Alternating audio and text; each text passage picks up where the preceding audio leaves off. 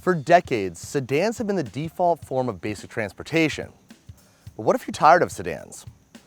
What if you need more usable cargo space and you don't want to give up the sporty driving dynamics of a small car? And you don't want to spend the extra money on a crossover? Well, a hatchback like Hyundai's new Elantra GT could be the perfect, fun, affordable commuter car. Hi, I'm George Kennedy for CarGurus, and the old Hyundai Elantra GT didn't really do anything for me. But this new 2018 model, this can actually compete with the likes of the Volkswagen Golf, Ford Focus hatch, and Subaru Impreza wagon.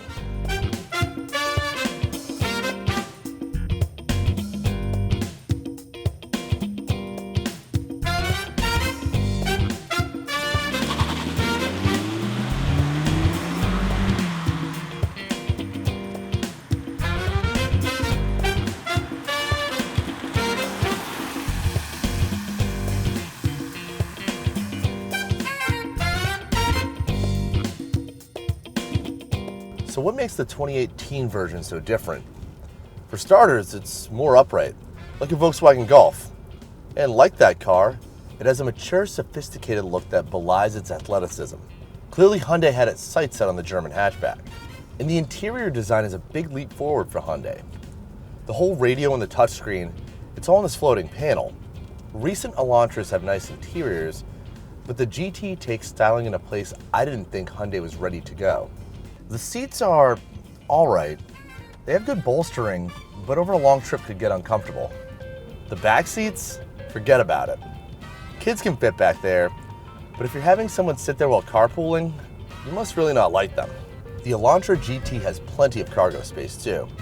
24.9 cubic feet with the 60/40 split fold rear seats up.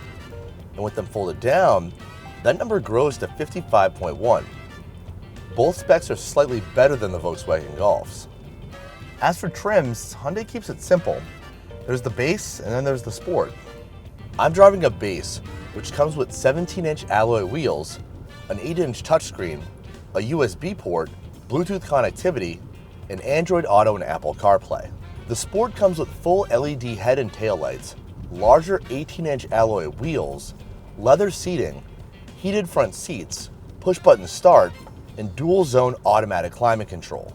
The Sport also has red accents all around the interior, but unlike other sport-focused hatchbacks, this interior design is tasteful. It gives that sporty vibe without looking like somebody went nuts in the accessories aisle at an auto parts store. A tech package is available on both trims, but only when paired with the automatic transmission. This includes a panoramic sunroof, navigation, ventilated seats, Infinity premium audio system, and a wireless charging pad.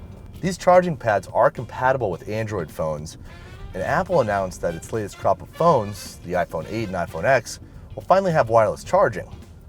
I don't have the iPhone 8 yet because I'm just not that cool, but Hyundai claims that it will be compatible with the Qi charging pad. Speaking of tech, BlueLink, the touchscreen system that Hyundai uses, is really great.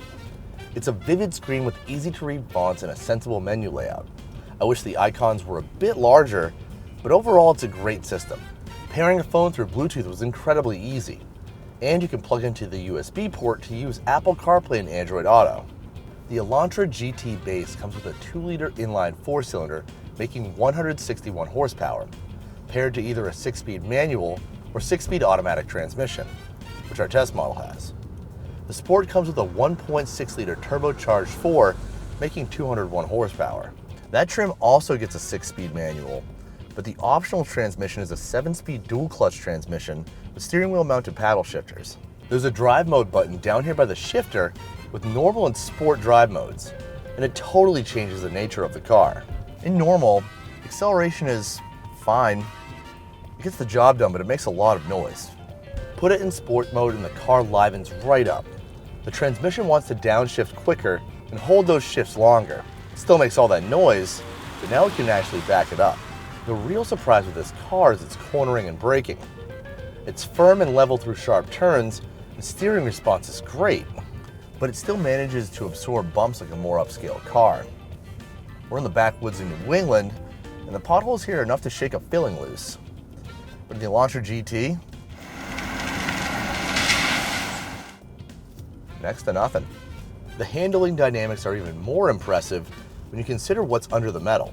The upgraded Sport trim has an independent suspension setup, which you'd expect to handle well, but the base model has a torsion beam rear setup, which is a bit crude by comparison.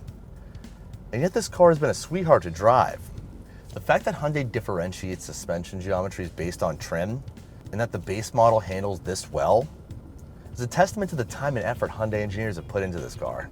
Fuel economy with the base engine with the manual transmission is 23 miles per gallon city, 31 highway, 26 combined. With the automatic, everything improves 1 mpg to 24 mpg city, 32 highway, 27 combined. As for the Sport's turbocharged engine, EPA estimates are 22 mpg city, 29 highway, 25 combined with the manual, with big jumps to 26 city, 32 highway, and 28 combined if you swap in the 7-speed dual clutch unit. In our time with the base automatic, we observed an average fuel economy of 29.2 miles per gallon. Standard safety features include front and side impact airbags, electronic stability control, a tire pressure monitoring system, and a reversing camera with dynamic guidelines. You can also get blind spot detection with rear cross traffic alert and lane change assist as options on the base, and it comes standard on the Sport.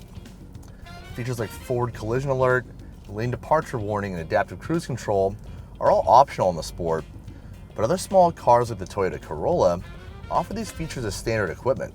MSRP for the 2018 Hyundai Elantra GT is $19,350 for the base and $23,250 for the Sport.